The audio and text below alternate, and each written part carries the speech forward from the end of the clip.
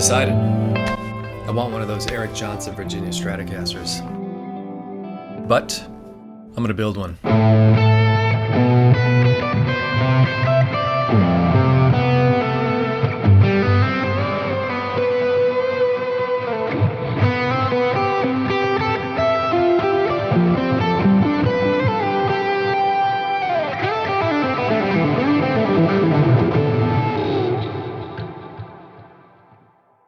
Hey, I'm Jonathan Z, and in this video I'm going to talk about the story behind the Eric Johnson Virginia Stratocaster. I'll give an overview of the specs of both the factory and custom shop versions, what appeals to me about those specs, and talk about why I've decided to build a custom version. And at the very end I'll do an unboxing of the first part that's come in, so check that out. Let's dive in. So when Fender announced the Eric Johnson Virginia Strat, I was totally captivated. The marketing hooked me in, Eric's story about the guitar hooked me in, and all the nostalgia I had for that particular guitar and Eric's tones just kicked in full throttle. So I first heard about Eric as a teenager. The guitarist in my father's band hooked me up with a VHS instructional video of Eric just playing the most mind-bending licks. But the one thing that really stood out to me from that video was his 1954 Strat. It just looked so freaking cool. But also his rig and his tones. He had this wall of amps and all these pedals, and he was just getting the most ethereal, ambient, beautiful, clear, pristine tones. And ever since that day, I've been a tone chaser, so he's a huge influence on me in that regard. So when Fender announced that guitar, it took me right back to my days as a teenager, shrouded in tonal mystique of the guitar gods.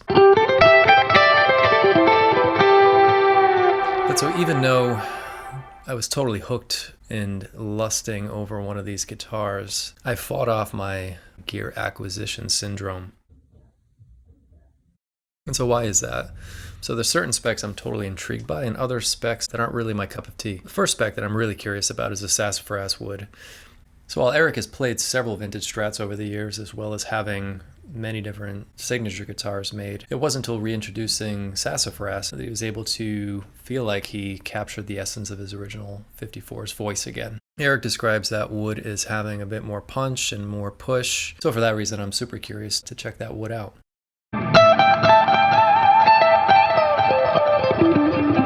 The other spec that really stood out to me was the DiMarzio HS-2 stack single coil in the bridge position. He only wires up the top coil, and he describes the pickup as giving the guitar more push, which helps with his lead tone, but it doesn't compromise his clean sound. So it's a little hotter than a traditional single coil, but apparently not as hot as a traditional humbucker, so it's somewhere in the sweet spot there. So super curious to check that spec out as well.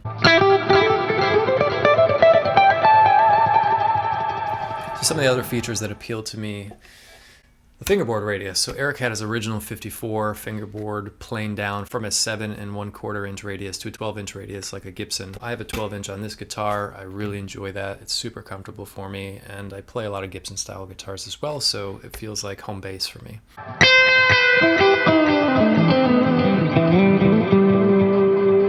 So the guitar wiring has a few unique things going on as well. The first thing is he's got closer to a 500K pot on the volume as opposed to a 250, which is typical on Fenders. He says it actually probably measures somewhere a little over 400, but the higher value volume pot creates a brighter, clearer sound. The other thing he has is the middle pickup is not connected to any of the tone pots. Rather, each tone is dedicated to either the bridge or the neck pickup, and that allows him to really dial in his warm lead tone where he rolls off a lot of treble. And so on that note, there's some other spec things. I'll put a list in there, but those are some of the main specs.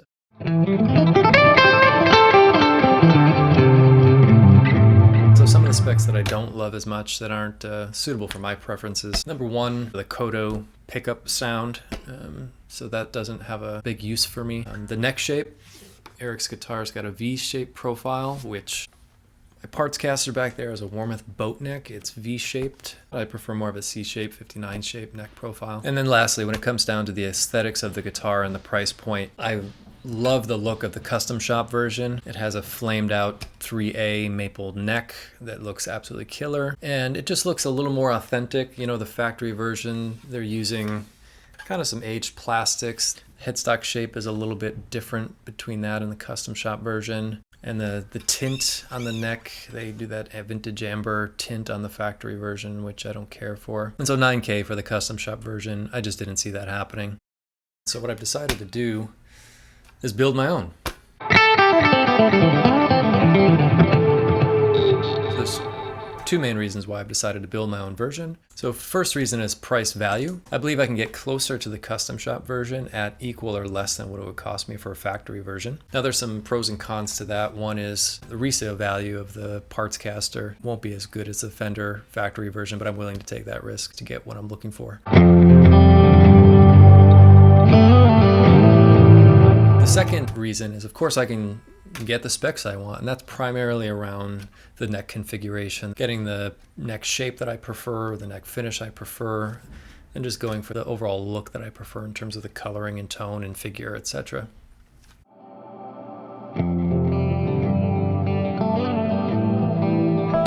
All right, time to do our first unboxing. The first part has arrived, so without further ado,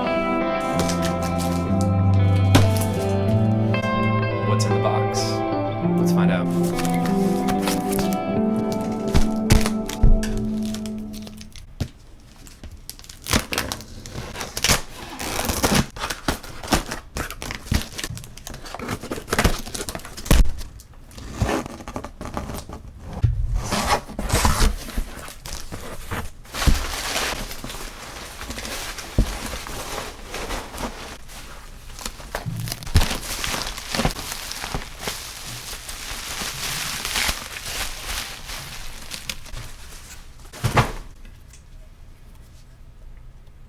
An authentic Fender Eric Johnson Virginia guitar body made out of Sassafras.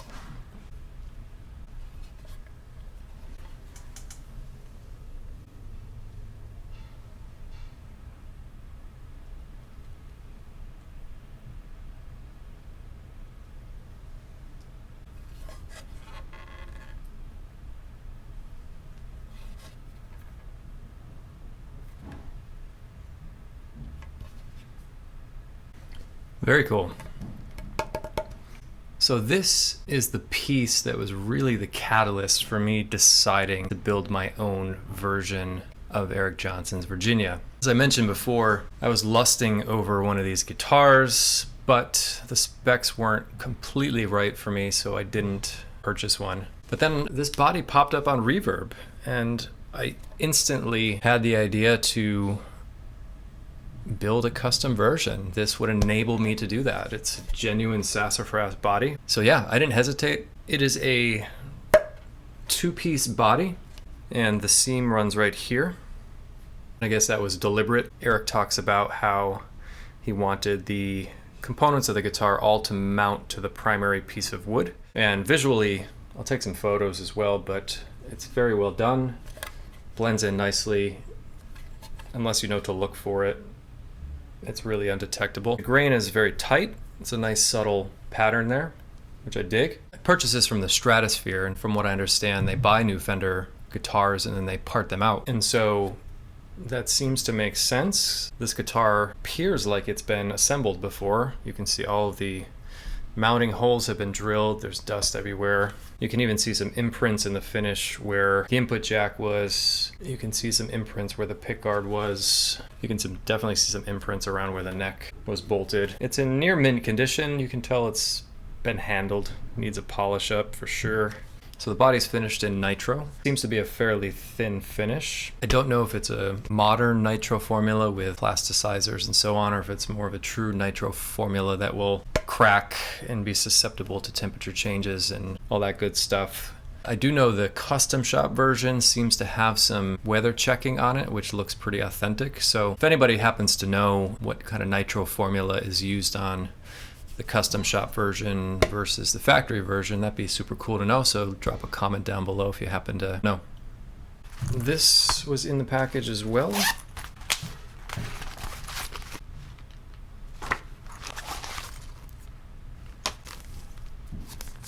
I don't know why this is in here. We've got what seems to be a Les Paul three-way switch cover.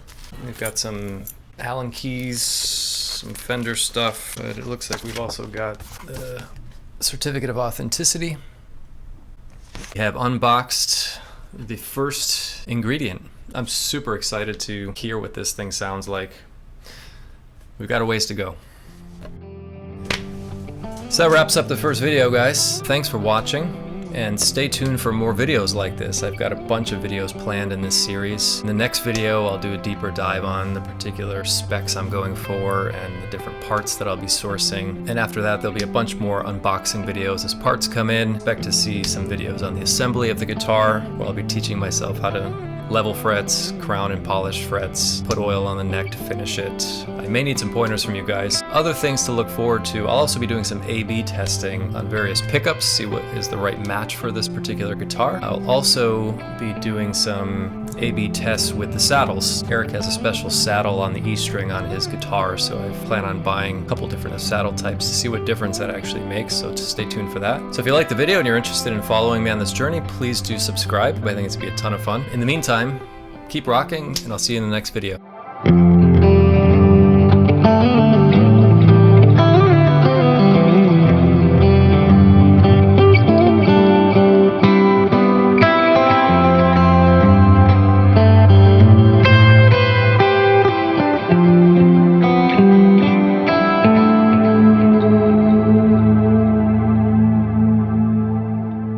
VHS tape. VHS tape.